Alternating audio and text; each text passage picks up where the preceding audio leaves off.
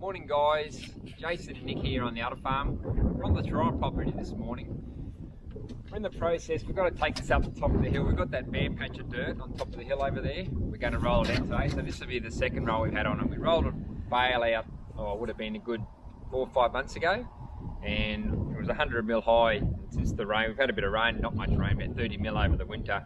It's probably 25 mil high now, so it needs a second run. Plus we're strip grazing the girls through the property as well, so they were on that hill last night. They chewed off any winter stockpile we had left on the hill, so now we're going to roll this out and we're going to keep them on this rolled hay probably for half a day. So what they do is they'll eat the hay from the ground, and then they'll obviously fertilise it by pooing on it, urinating on it, and that'll remain. So when the rain does come, it's pushing that fertiliser through to the ground. We're armouring the soil, which is obviously one of the 5 principles, as I mentioned in my last video, armouring the soil. And what will happen then is that moisture will then stay in the ground longer because it's armoured, and you've got more of a chance of bringing up grass on this bare dirt than we would if the bare dirt was just exposed to the elements, because the sun would obviously dry it out and growth would be absolutely minimal, if any at all. So we've got our trusty helpers today. We've got Nelly here, and we also got Butch. Butch is resting up, so he's half asleep at the moment, so he's in for a big day. So what we'll do, guys, is we'll head down now and we'll start rolling out this hay. Righto guys, we'll see you in the paddock. Righto guys, we're up the top of the hill now. This is that area I was talking about where we had clay. A lot of this hill you'll find is clay. It was man-made, so it was never had any topsoil to start with, because the guy before me had built that hill up to build the land up. He just brought clay in and dumped it there, so there's no topsoil to start with. So poor quality, we're not getting much grass, so we're rolling out the hay on top. We've done it twice, and like I said, this is the second time. So this is what it looked like, guys. So it comes up the top of the hill here, and it goes around where the car's parked. Like I said, we're doing the second principle, arming the soil. Also, you'll notice I've got the car up there. The first principle is limit the amount of disturbance. I really don't like driving my car off the main roads because it is adding to that impact. But the area we've got, this is the only area we've got on the whole property which has got bare soil. So I can't justify bringing the quad in from the other property just to roll out this. We probably only need to roll out maybe 3 or 4 more times before we get some growth through. So this is one of those times where the benefits of using the car outweigh the time that I've got to bring the quad in. So now guys, we'll go out and have a look down this area I'm talking about, and then we'll get this hay off the back of the car. As you can see guys, the cold day, this is what it looks like round the top. Righto guys, this is the area we're talking about. So this is where we used to drive the car. This had bare, absolutely bare clay when we first started, so it's had one roll over it. You can see the grass starting to come through now guys. We've had the cows on overnight, because this was still our winter leftover grass. It's probably that high where it was coming through. So we've had it chewed down. You don't want to be rolling hay if there's grazable forage on top of on their hay. We didn't want to roll hay over it, because then you're missing the opportunity of feeding that grass to the animals. Once you roll that hay over, it was going to go dormant and die because it wouldn't have had that sunlight. So we've grazed it off now, and now we're going to roll the hay over it and we'll bring the girls back on. So I'll unhook it from the car and I'll dump it on the ground. Anyway, now, you're going to get squashed now, darling.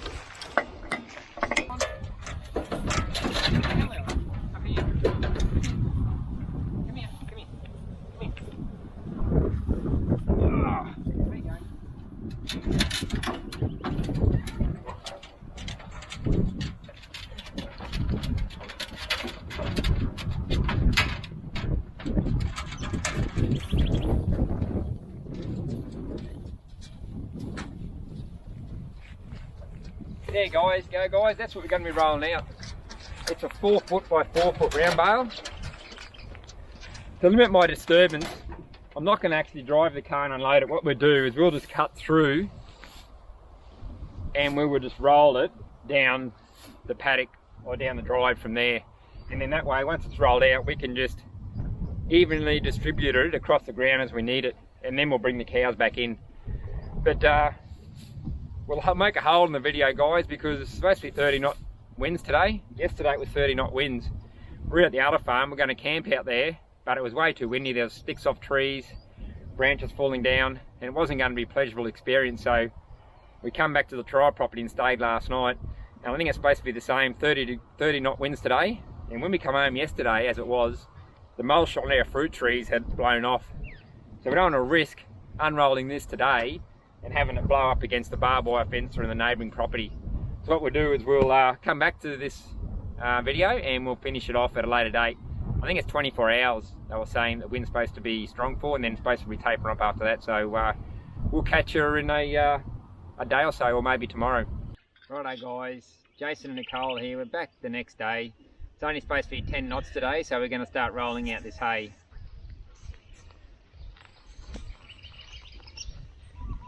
Get on now. Come on now. Come on girl, up down. Come on. Up down. Come on. Come on. Come on.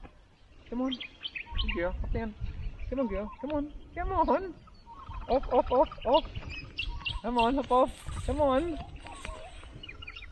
Oh, hop off. Good girl. Good girl.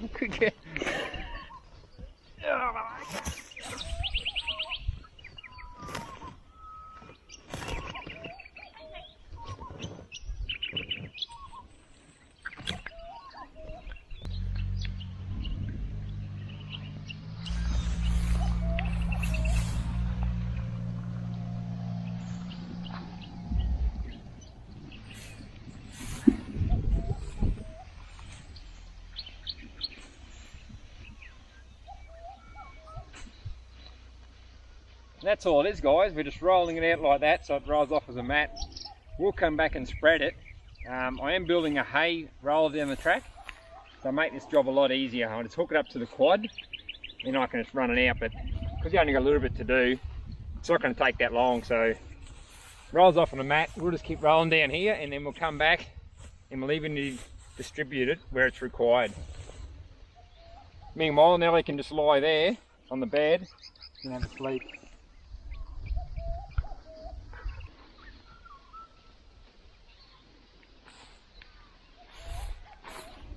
Righto guys, this is the first time for me. I don't know if it's happened to anyone else before, but this is the first time I've come across with double wrap. We just went and rolled out probably 5 or 6 metres on that first wrap, and now we've come across the second wrap. So this is the first time for me. I'll just do it again and we'll keep rolling.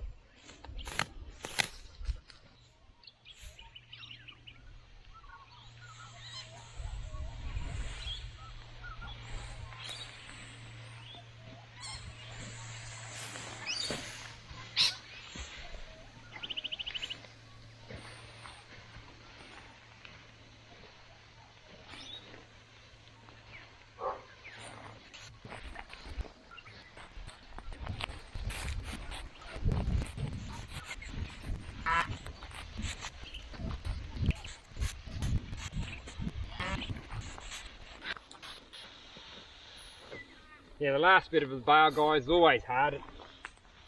Until it catches in the machine and tightens down, when they start rolling it, then it creates a circle. Until then, it's lumps and bumps when it first starts. They've got to get the volume in the machine, be able to pack it in enough volume, and then it starts rolling smoother and rounder. But as you can see, we're just about done here. So that's probably gone from here right down to the end. We've probably got maybe 80 metres of hay rolled out now, guys. So that's what you get out of one roll, about 80 metres. So we'll go back now and we'll evenly distribute that over this road where we need it, and then we'll come back and bring in the cows. Righto guys, we'll start spreading it out. Righto guys, as you can see, we've finished rolling it out now. We've just got the tail end of it. What you do, guys, it's not rocket science. It's just basically grabbing the hay up, put it loosely on the ground. Remember, we're going to have cows running over this, so you don't want to do it too neat. You can always touch it up once the cows finish grazing on it. So that's all it is, guys. all I'm doing is breaking up the big clumps, because the cow will pick that up and you pull it, hold it off the ground. If you loosen it up and break it up a bit, they're forced to get smaller mouthfuls, so you're not actually displacing it all over the place.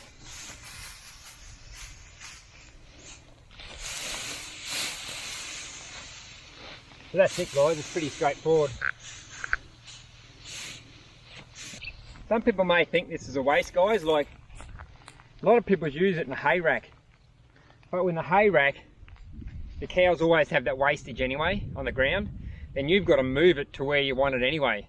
So, say you put it in a hay rack, this is going to have more left on the ground when they poop and walk all over it than not. And to me, it's not wastage. Fair enough, they may eat 85–90% in a hay rack and waste 20%. Here, there might be 40% left, but that's what I'm after, guys, because I need to armour the soil and build the topsoil up.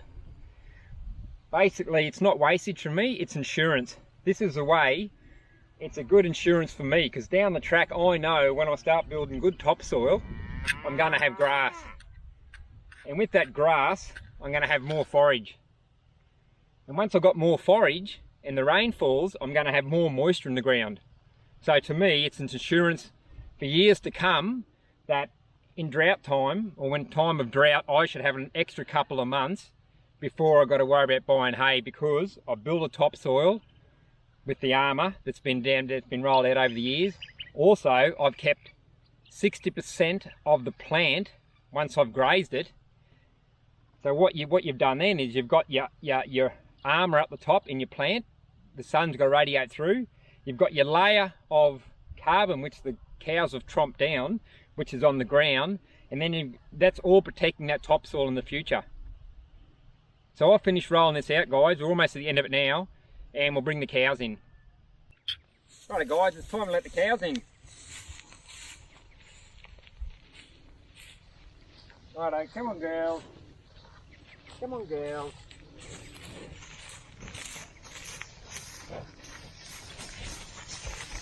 Up you go. Up you go. Come on, girls. Come on, girls. And here they start, guys. What cows generally do when you let them in a new paddock, they will walk the fence line. So obviously they're going right down the other end to find out what their barriers are. And then I'll head down, start chewing, and I'll predominantly work up and back, up and back. What we might do now, guys, we'll cut it off here, and we'll come back this afternoon, because they're due for another move, so we'll let them graze this for the next 6 hours. And then we'll come back and move into another paddock, and we'll find out what they've done to the hay we put on the ground then. So hopefully there's a fair few bit of urine and a heap of poo, and all adds to that fertiliser we want to put in the soil. Righto, guys, we'll catch this afternoon. We've had the cows on this overnight. We brought them in, like I said. We'll let them graze it. Having a look around, they actually haven't eaten too much. They've eaten all this bottom area off, right here. A couple of cow dungs here. Not a great deal, but what we decided to do, guys, is because we've had one more rotation through here, we had to take them off today because they only had one more cell to go through, and then they've done this complete 2 acres. So they were moving back out to the Udderfarm.